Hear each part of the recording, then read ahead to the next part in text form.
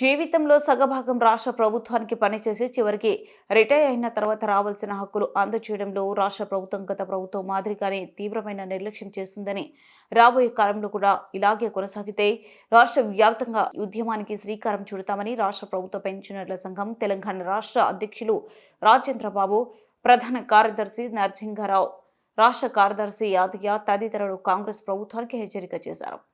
శుక్రవారం నూతన డైరీ ప్రారంభోత్సవం సందర్భంగా రాష్ట్ర ప్రభుత్వ పెన్షనర్ల సంఘం తెలంగాణ రాష్ట్ర కమిటీ బాధ్యులు కెరటం న్యూస్తో మాట్లాడుతూ రాష్ట్రంలో అధికారంలోకి వచ్చిన కాంగ్రెస్ ప్రభుత్వం వైపు ఏడాది కాలంగా 1000 కళ్లతో ఎదురు చూస్తున్నామన్నాయి. ఆయన ప్రభుత్వంలో ఏమాత్రం మార్పు లేదని వారు మండిపడ్డారు. గత ప్రభుత్వం మాదిరిగానే ప్రస్తుత ప్రభుత్వం కూడా నిర్లక్ష్య ధోరణి అవలంబిస్తుందన్నారు. ఎన్నికల ముందు కాంగ్రెస్ పార్టీ పెన్షనర్లకు ఇచ్చిన హామీలు, ఎన్నికల ప్రణాళికలో పొందుపరిచిన కీలకమైన అంశాలను అమలు చేయడంలో నిర్లక్ష్యం చేస్తుందన్నారు. ఇకనైనా రాష్ట్ర ప్రభుత్వం పెన్షనర్లకు రావాల్సిన పీఆర్సీ, హెల్త్ కార్డులు, ఇతరత్ర సమస్యలు పరిష్కరించకపోతే ఉద్యమిస్తామని వారు అన్నారు. ఈ కార్యక్రమంలో ఆ సంఘం జిల్లా అధ్యక్షులు పరిష పుల్లయ్య, ప్రధాన కార్యదర్శి రాయల రవికుమార్, రాష్ట్ర వ్యాప్తంగా తరలివచ్చిన పెన్షనర్లు పాల్గొన్నారు. నమస్తే, వెల్కమ్ టు కెరటం న్యూస్. తమ యవ్వనం అంతా, తమ యొక్క సహజమైన జీవితం అంతా, దాదాపు సగభాగం అంతా కూడా ప్రభుత్వ ఉద్యోగులుగా, ప్రభుత్వ ప్రతినిధులుగా పనిచేసి చివరికి రిటైర్ అయిన తర్వాత ప్రభుత్వం నుంచి రావాల్సినటువంటి వివిధ రకాల బెనిఫిట్స్ కోసం పెన్షనర్లు కొంతకాలంగా ఆందోళన చెందుతున్నారన్న చర్చ జరుగుతోంది. ముఖ్యంగా తెలంగాణ రాష్ట్రంలో ఉన్నటువంటి దాదాపు 3 లక్షల మంది పెన్షనర్స్ కుటుంబాలు ఏదైతే ఉన్నాయో అవన్నీ కూడా కాంగ్రెస్ పార్టీ ఎన్నికల ముందు ఇచ్చినటువంటి కీలకమైన హామీలు అమలు చేయాలన్న ఒక లక్ష్యం కోసం వారు చాలా ఆశగా ఎదురు చూస్తున్నారు. పండుటాకులుగా ఉన్నటువంటి ఎవరైతే 3 లక్షల మంది ఉన్నారో వాళ్ళంతా కూడా కోటి ఆశలతో ప్రభుత్వం యొక్క నిర్ణయం కోసం, ప్రభుత్వం తీసుకున్నటువంటి చర్యల కోసం, ప్రభుత్వం మాకు సహాయం చేస్తూ అనేటువంటి వాటి వైపు ఆశగా చూస్తున్నారు. ప్రధానంగా పీఆర్సీ అయితేనేమి, అట్లాగే డిఎల్ అయితేనేమి, పెండింగ్ సంబంధించి, అట్లాగే హెల్త్ కార్డ్స్ అయితే వివిధ రకాల డిమాండ్స్ అయితే ఉన్నాయో వాటి కోసం ప్రభుత్వం వైపు చాలా ఆశగా చూస్తున్నారు. కానీ ప్రభుత్వం మాత్రం కొంత వారి యొక్క ఆర్థిక బడలికి కావచ్చు, కొంత వివిధ రకాల కారణాలు, సాంకేతిక కారణాలు కావచ్చు, పెన్షనర్స్ విషయంలో కొంత నిర్లక్ష్యం చేస్తున్న యొక్క ఆందోళన కూడా వాళ్ళ యొక్క మనసులో వ్యక్తం అవుతుంది. అసలు పెన్షనర్స్ ఏ విధంగా ఇబ్బందుల్లో ఉన్నారు, వాళ్ళ యొక్క డిమాండ్స్ ఏంటి, వాళ్ళకి కావాల్సిన ప్రధానంగా ప్రభుత్వం నుంచి వాళ్ళు ఏం కోరుకున్నారు అనే సంబంధించి ఈరోజు ఖమ్మంలో ప్రత్యేకంగా సమావేశం కావడం జరిగింది. దీని సందర్భంగా స్టేట్ గవర్నమెంట్ పెన్షనర్స్ అసోసియేషన్ తెలంగాణకు సంబంధించి రాష్ట్ర అధ్యక్షులుగా ఉన్నటువంటి రాజేంద్ర బాబు గారు మనతో పాటు ఉన్నారు. వారిని అడిగి తెలుసుకుందాం. సార్ నమస్కారం. మీకు ముఖ్యంగా నూతన సంవత్సర శుభాకాంక్షలు పెన్షనర్స్ అందరికి కూడా రాష్ట్రంలో. ఎందుకంటే ప్రభుత్వాలని, అనేక ప్రభుత్వాలని మీరు మీ భుజాల మీద మోసినటువంటి వ్యక్తులు, మీరు గౌరవప్రదమైన వ్యక్తులు. పెన్షన్ అనేది భిక్ష కాదు, హక్కు అని చెప్పింది కోర్టులు కానివ్వండి, చట్టాలు కానివ్వండి. కానీ ఈ పరిస్థితుల్లో పెన్షనర్స్ అనే వాళ్ళు అసలు వాస్తవంగా రాష్ట్రంలో ప్రధానంగా ఏమి ఎదుర్కొంటున్నారు, మీ డిమాండ్స్ ఏంటి? ప్రప్రథమంగా ఈరోజు నూతన సంవత్సరం మొదటి రోజు, 3వ రోజు ఈరోజు. ఈ సందర్భంగా పెన్షన్లందరికీ, వారి కుటుంబ సభ్యులకు మాత్రమే కాదు, ఈ సమాజంలో ఉన్న వివిధ సమూహాలు ఉన్నాయి, రైతులు కానీ, కార్మికులు కానీ, కర్షకులు, వీళ్ళందరికీ కూడా, అందరికీ కూడా వారికి వారి ప్రయోజనాల కోసం కృషి చేస్తున్నటువంటి ఉద్యమకారులందరికీ కూడా నేను నూతన శుభాకాంక్షలు తెలియపరుస్తున్నాను మా సంఘం తరఫున. పోతే పెన్షనర్లు రోజు చర్చ జరుగుతూ ఉంది. మాకు గత ప్రభుత్వంలో అసలు ఏమాత్రం ఇల్లు లేకుండా ఉండింది. గత ప్రభుత్వం మేము ఎన్నిసార్లు విజ్ఞప్తులు చేసినప్పటికి కూడా ఒక్కసారి కూడా మమ్మల్ని పిలిచి మాట్లాడింది లేదు, తర్వాత మమ్మల్ని పట్టించుకున్నది లేదు. సరే, అప్పుడు చాలా బాధపడిపోయి మేము ఎన్నికలప్పుడు అందరికీ ఒక పిలుపిచ్చాం. అన్ని రాజకీయ పార్టీలందరికీ కూడా పెన్షన్ల సమస్యలు ఎవరైతే పరిష్కారం చేస్తారో, ఎవరైతే పరిష్కారం చేస్తామని చెప్పేసి వాళ్ళ మేనిఫెస్టో పెడతారో వాళ్ళకు మా మద్దతు ఉంటుంది అని మేము బహిరంగంగా ప్రకటించాం. ఏ పార్టీ మాకు స్పందించలేదు, ఒక్క కాంగ్రెస్ పార్టీ తప్ప. కాంగ్రెస్ పార్టీ శ్రీధర్ బాబు గారు మాకు ఫోన్ చేసి మీ సమస్యలు ఏమిటి అని చెప్పేసి మనల్ని అడిగి విచారించి ఆయన మేనిఫెస్టోలో పెట్టాడు. అందులో మొట్టమొదటిది ఏమిటంటే, మీకు బకాయి పడ్డ డిఏనన్నీ కూడా ఇచ్చేస్తాము, కరువు భత్యం అంతా కూడా మీకు మేము అధికారంలోకి వచ్చిన తర్వాత ఇమ్మీడియట్గా ఇచ్చేస్తామని ఆయన మేనిఫెస్టోలో పెట్టారు. ఆ తర్వాత మేము అధికారంలోకి వచ్చిన 6 నెలలలోపు మీకు పీఆర్సీని పరిష్కారం చేస్తాము, పీఆర్సీ ఇస్తాము, మెరుగైన పీఆర్సీ అని కూడా అన్నారు. సంవత్సరం గడిచిపోయింది. మాది అప్పుడు డిమాండ్ ఉండేది, మాకు 4 కరువు భత్యం బకాయిలు ఉన్నాయి అని చెప్పేసి. ప్రతి సంవత్సరం కూడా 2 సార్లు కేంద్రం ఇస్తూనే ఉంది. ఇక్కడ మాత్రం 4 ఏళ్లకు 3 ఏళ్లకు కానీ ఒక డిఏ రావట్లేదు. ఈ ప్రభుత్వం వచ్చిన తర్వాత ఒకే ఒక డిఏ మాకు అట్లా విధిలించారు. భక్ష్యం ఇచ్చిన ఇదేమిటి భృతి అనేటువంటిది ఒక భిక్షగా విధిలించారు. చాలా సంతృప్తిగా వాళ్ళంతా ఫీల్ అయ్యారు. ఇప్పుడు మళ్ళీ జనవరి మొదటి వారం వచ్చేసింది. ఒక వారంలోనో 10 రోజుల్లోనో కేంద్ర ప్రభుత్వం మళ్ళీ ప్రకటిస్తుంది. మళ్ళీ 5 డిఆర్లు అట్లాగే బకాయిలు ఉంటాయి. మొట్టమొదటిది ఇది. ఆ తర్వాత అసలు ఏంటంటే మొత్తం దేశవ్యాప్తంగా పెన్షనర్లే ఒక పెద్ద ప్రమాదాన్ని ఎదుర్కోబోతున్నారు. ఆ ప్రమాదం ఏమిటంటే అసలు పెన్షన్ తీసేసేటువంటి ఆలోచన ప్రభుత్వం చేసింది. పెన్షన్ తీసేసే ఆలోచన అది దానికి అప్పుడున్నటువంటి 2004లో ఉన్నటువంటి వాజ్పేయి ప్రభుత్వం కారణం, ఆ తర్వాత కొనసాగిన మన్మోహన్ సింగ్ గారి ప్రభుత్వం కారణం. అదేమిటంటే కొత్త పెన్షన్ స్కీమ్, న్యూ పెన్షన్ స్కీమ్ను వాళ్ళు ఇంట్రడ్యూస్ చేశారు.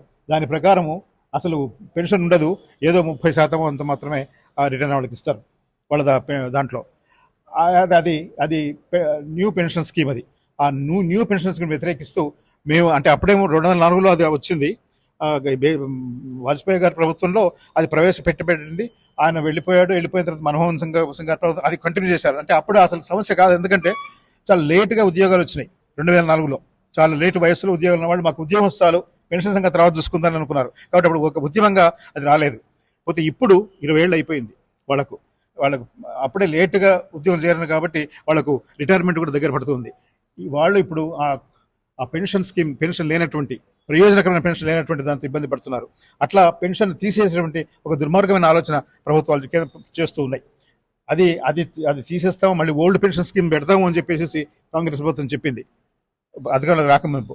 దాని గురించి ఒక్క మాట మాట్లాడలేదు. ఇప్పుడు ఇది ఇంకా దారుణమైనటువంటిది ఏమిటంటే మాకు వృద్ధాప్యంలో సహజంగా వచ్చేటువంటిది అనారోగ్యం, ఆ తర్వాత మృత్యువు. ఇది సంగ జరిగేది. అనారోగ్యం పాల్పడ్డప్పుడు కొన్ని లక్షల రూపాయలు ఖర్చు అయితే కానీ మాకు ఉపశమనం దొరకడం లేదు. కార్పొరేట్ హాస్పిటల్, ప్రభుత్వంలోకి వెళదాము అంటే ప్రభుత్వ హాస్పిటల్స్లో మందులు ఉండవు, ఆపరేటర్స్ ఉండదు, మంచి డాక్టర్లు ఉండరు. మరి ప్రైవేటు వైద్యం చాలా కాస్ట్లీ అయిపోయింది. దీంట్లో మమ్మల్ని మీరు ఆదుకోవాలి అని చెప్పేసి ప్రభుత్వానికి మేము నిర్ణయించాం. దాదాపు 20 ఏళ్ల నుంచి ఈ సమస్య రగులుతూ ఉంది. మొత్తం రాజశేఖర రెడ్డి గారు మాకు కార్డు ఇచ్చారు, రాజశేఖర రెడ్డి గారి ముద్ర ముఖ చిత్రంతో. ఆ తర్వాత ముఖ్యమంత్రులు మారుతున్నారు. మారినప్పుడల్లా కూడా ముఖ్యమంత్రి తన ఫోటోతో కొత్త కార్డులు ఇస్తారు, కానీ అది ఏమాత్రం ప్రయోజనకరం కాకుండా ఉంది.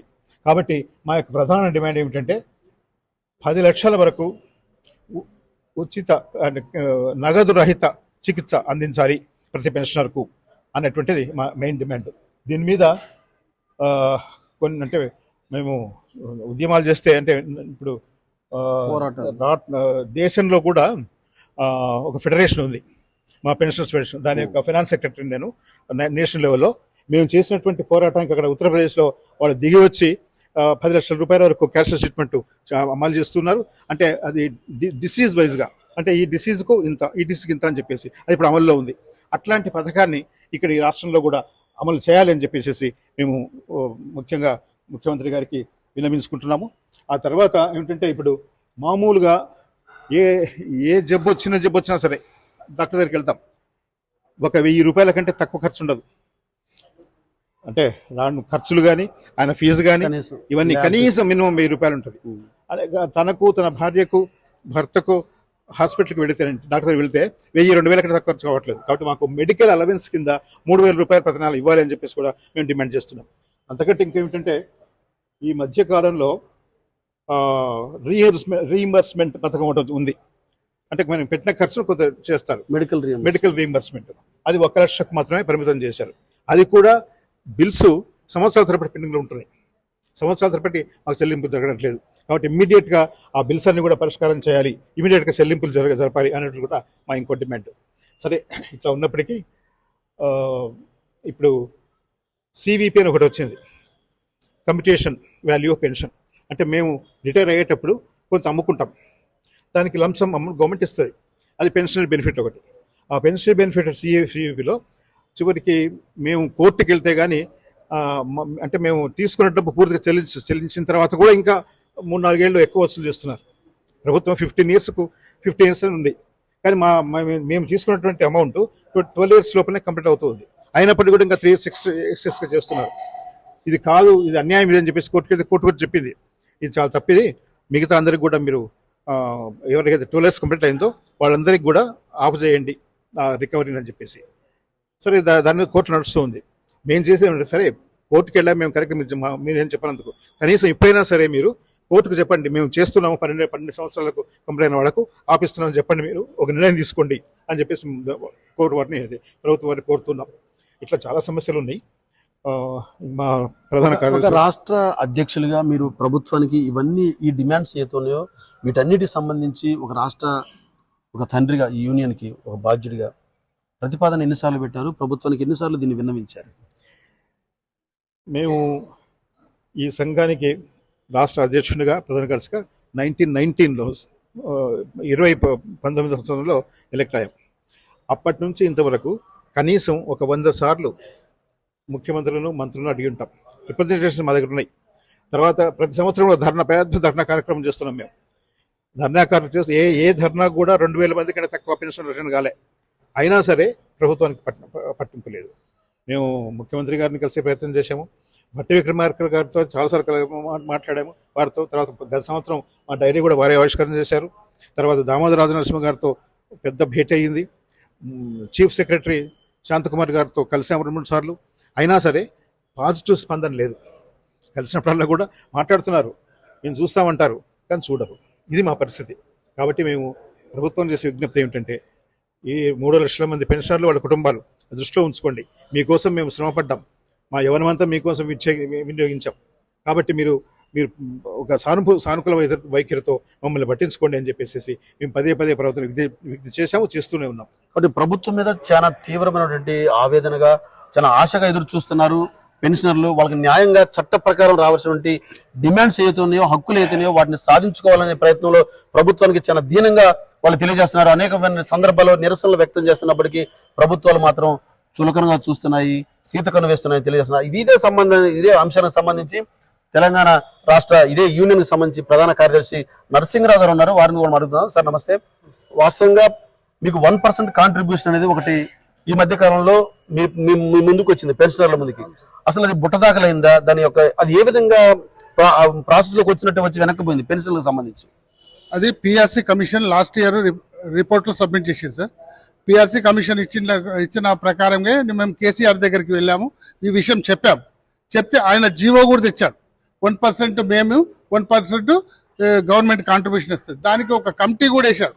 ఆ కమిటీది అయిన తర్వాత అతను ఓడిపోయారు. ఈ ప్రభుత్వం వచ్చింది. ఈ ప్రభుత్వం వచ్చిన తర్వాత దామోదర్ రాజనరసింహ హెల్త్ మినిస్టర్ దగ్గర పోయాము. ఆ జీవో మొత్తం చదివించి చూడండి సార్, ఇది ఆల్రెడీ జీవో వచ్చింది, ఇది ఇంప్లిమెంట్ కాలే, మీరైనా ఇంప్లిమెంట్ చేయండి, పెన్షనర్స్ కు ఎన్నో సాధక బాధకాలు వస్తాయి అని చెప్పాం సార్. తర్వాత ఇంకేం జరిగింది? తర్వాత ఏం జరిగింది?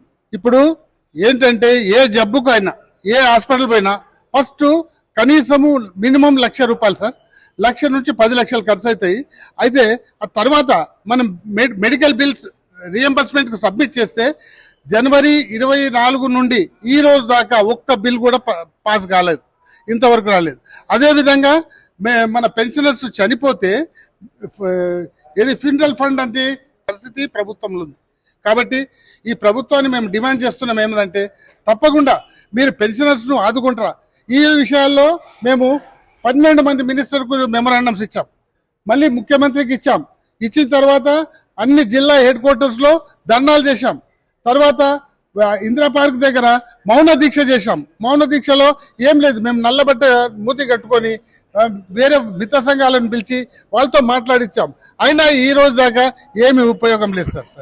అలాగే ఇదే యూనియన్ సంబంధించి తెలంగాణ రాష్ట్ర కార్యదర్శి యాదవ్ గారు ఉన్నారు, వారిని కూడా అడిగి తెలుసుకుందాం. సార్, అసలు ఈ ప్రభుత్వాల యొక్క నిర్లక్ష్యాన్ని స్టేట్ కమిటీ బాధ్యులుగా మీరు కూడా ఉన్నారు.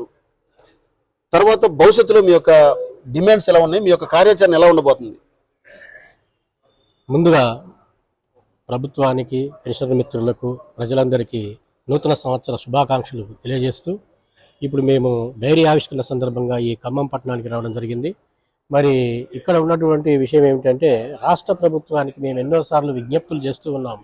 మా పెన్షన్ సమస్య గురించి కానీ, ప్రభుత్వ ఉద్యోగస్తుల సమస్యల గురించి కానీ, అన్ని సమస్యల గురించి మేము ఎన్నోసార్లు ప్రభుత్వానికి విజ్ఞప్తి చేశాం.